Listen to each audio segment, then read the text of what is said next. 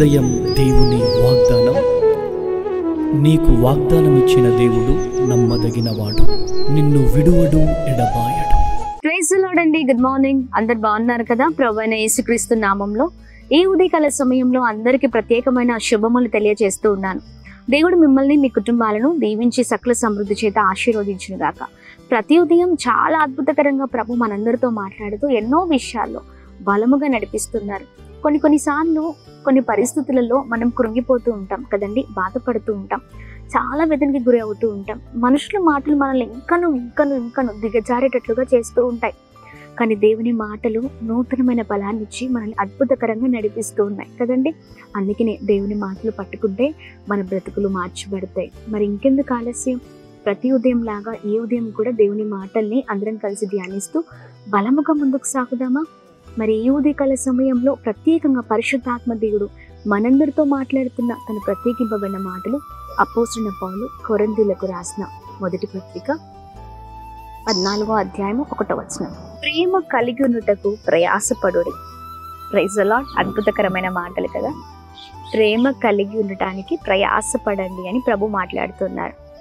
ఈ ఉదయకాల సమయంలో ఎంతమంది జీవితాలలో ఒక్కసారి మనకి మనం పరీక్షించుకుంటే అన్నీ ఉన్నాయి, కానీ ప్రేమ లేని వారిగా ఉంటూ ఉన్నాం. అంతేనా అండి? ప్రేమ కలిగి ఉండడానికి ప్రయాసపడే వారిగా ఉండాలి. ప్రేమ లేని వారు దేవుని వారిగా ఉండలేరు. దేవుడు ఎప్పుడు కూడా అనుక్షణం ప్రేమను కూర్చిన మాటలే ఎక్కువగా మనతో మాట్లాడి ఉన్నారు కదా. ఆయన మరి చివరి రక్తపు బొట్టు చిందించే వరకు కూడా తన ప్రేమను కనపరుస్తూనే ఉన్నారు. దేవుడు ఎంత మహిమగల దేవుడు అంటే చూడండి, సిలువ వేసే సమయంలో కూడా ఆయన ప్రేమ ఎంత అద్భుతమైన ప్రేమ. ఆయన బాధ్యతను మర్చిపోలేదు, ఆయన ఎదుటి వారిపైన చూపించే ప్రేమను మర్చిపోలేదు. అన్ని విషయాల్లో చివరి వరకు ప్రేమ కొరకే ప్రయాసపడ్డారు. ఆయన ప్రేమ కలిగి ఉండడానికి ప్రయాసపడుడి అని ఈ రోజున మనతో ప్రభు ఉదయకాల సమయంలో మాట్లాడుతున్నారు. ఆయన ప్రేమ కలిగి ఎలా అయితే మరి ప్రేమ కొరకే ప్రయాసపడ్డారో మనల్ని కూడా అలా జీవించాలని ప్రభు మాట్లాడుతూ ఉన్నారు. ఏదైనా చెప్పండి, కానీ ప్రేమ గురించి మాత్రం చెప్పొద్దు. ఎదుటి వ్యక్తిని నేను ఈ పరిస్థితిలో ప్రేమించలేను కదండి, ఇలా చాలాసార్లు చాలామంది ఇవే మాటలు. నేను క్షమించలేను, నాకు ఏదో మరి నాకు కీడు చేశారనో, హాని చేశారనో, ఇబ్బంది పెట్టారనో ఎవరినైనా క్షమిస్తాను, కానీ ఈ వ్యక్తిని క్షమించను అంటూ ఉంటారు. ఇంట్లో ఉన్న భర్తని క్షమించరు, భార్యని క్షమించలేరు, తోబుట్టుని క్షమించలేరు కదా. ఎంతో మన కొరకు మరి చాలాసార్లు మన కొరకు మేలు చేసి ఉండొచ్చు. కొన్ని సార్లు మనకు అనుకూలంగా వారు ఉండకపోవచ్చేమో. ఆ పరిస్థితిలో అన్ని మేలు పొందుకొని కూడా ఆ సమయం రాగానే మరి అనొచ్చు, ఏమని అంటే వీళ్ళు నాకేం చేశారని కదా.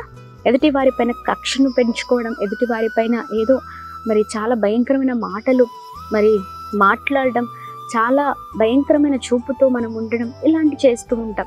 కానీ మన జీవితాలు అలా ఉండకూడదండి. మనము ఆత్మ సంబంధులు అనగా దేవుని సంబంధులు, మనం దేవుని వారము. దేవుడు ఏదైతే మాట్లాడుతున్నారో ప్రేమను కూర్చిన మాటలు, ఆయన ఎలా జీవించారో ఆయన బిడ్డలముగా మనము కూడా అలా ఉండాలని ప్రభు ఇష్టపడుతున్నారు. ఉదయకాల సమయంలో దేవుని కుమారుడిగా, కుమార్తెగా ఉదయకాల సమయంలో ప్రియ సహోదర సహోదరి ప్రేమ కలిగి ఉండడానికి ప్రయాసపడదాం. ఆమెన్. ప్రేమ లేని వారిగా మనం ఉండకూడదు. అన్నీ ఉండి ప్రేమ లేకపోతే మీకు ఎంత ఆస్తి ఉన్నా, ఎంత సంపాదించినా, ఎంత పేరు ఉన్నా, ఎంత హోదా ఉన్నా, అన్నీ ఉన్నా అంత శూన్యమే. ప్రేమ కలిగిన వారిగా మనం ఉంటే ప్రభుకి మహిమ. చక్కగా ప్రేమ కలిగి జీవిద్దాం.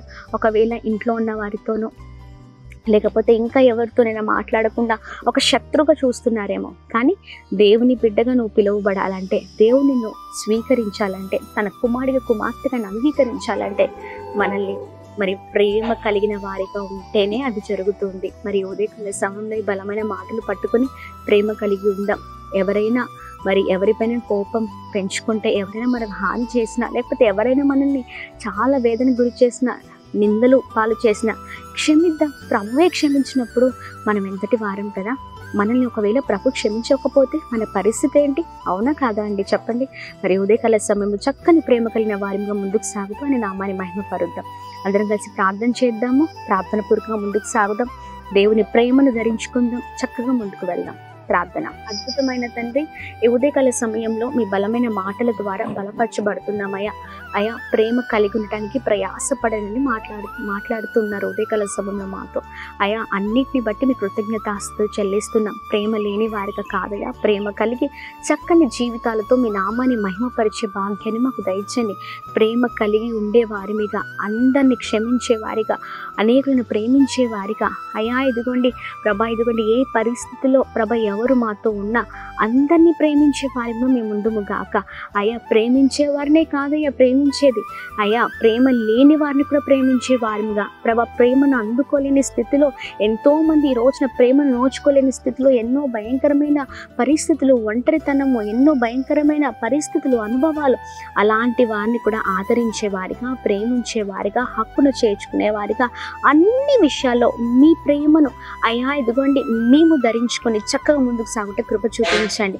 అద్భుతం జరిగించండి. అన్నీ ఉన్న వాళ్ళతో కాదయ్యా ప్రేమను పంచుకునేది, ఏమి లేని వారితో మీ ప్రేమను పంచుకునే జీవితాలు మాకు దయచేయమని, చక్కని గుణగణాలు కలిగిన జీవితాలతో మా జీవితాలను బ్లెస్ చేయమని, ఉదయకాల సమయంలో ఎంతమంది మీ మాటలు అయా వింటున్నారో, ధ్యానిస్తున్నారో, వారి బ్రతుకులన్నిట్లో గొప్ప కార్యం జరిగించండి. కృప కలుగును కాక అని ప్రార్థిస్తున్నా.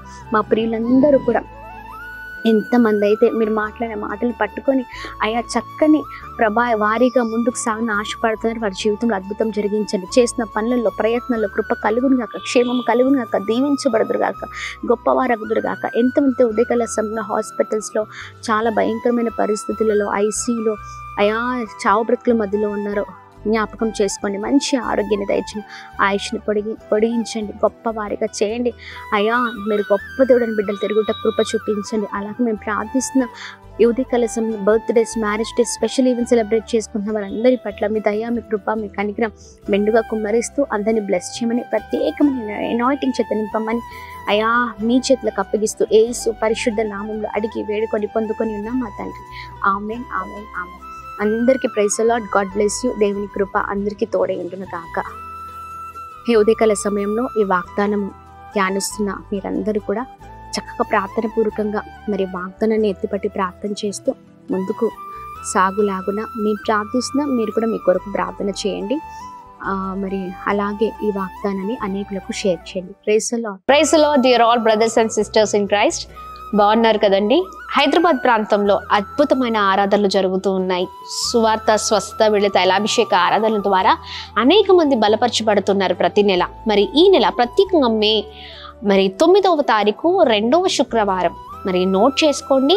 9వ తారీఖు మే 9వ తారీఖు ఉదయం 9 గంటలకు ఈ ఆరాధన హరిహర కళాభవన్ సికింద్రాబాద్ ప్యాట్నీ సెంటర్లో జరగబోతుంది.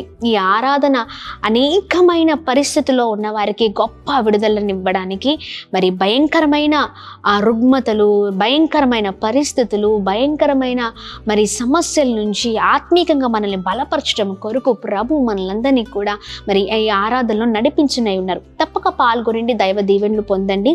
మరి ఈ నెల మాత్రమే 2వ శనివారం లేదండి ఈ ఆరాధన. మరి 2వ శుక్రవారం అనగా ముందు రోజు 10వ తారీఖు ఉండవలసిన ఈ ఆరాధన 9వ తారీఖు షిఫ్ట్ చేయబడింది. దయచేసి గమనించండి.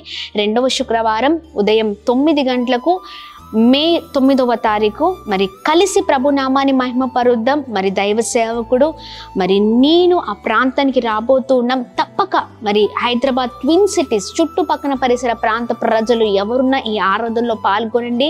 గొప్ప స్వస్థత, విడుదలని మీ జీవితంలో పొందుకోండి. Praise the Lord. God bless you. శక్తివంతమైన స్తుతి ఆరాధన, హృదయాలను కదిలించే అద్భుతమైన వర్తమానంతో పరిశుద్ధాత్మ దేవుడు మనలందరినీ కూడా నడిపించునే ఉన్నారు. అది మర్చిపోకండి. మే 9వ తారీఖు ఉదయం 9 గంటలకు 2వ శుక్రవారం Harihara Kalabhavan Patny centre Secunderabad. Praise the Lord. Praise the Lord dear all brothers and sisters in Christ. చాలా రోజుల నుంచి ఎదురు చూస్తున్నారు కదా విజయవాడలో స్వస్థత, విడుదల, తైలాభిషేక ఆరాధన ఎప్పుడని.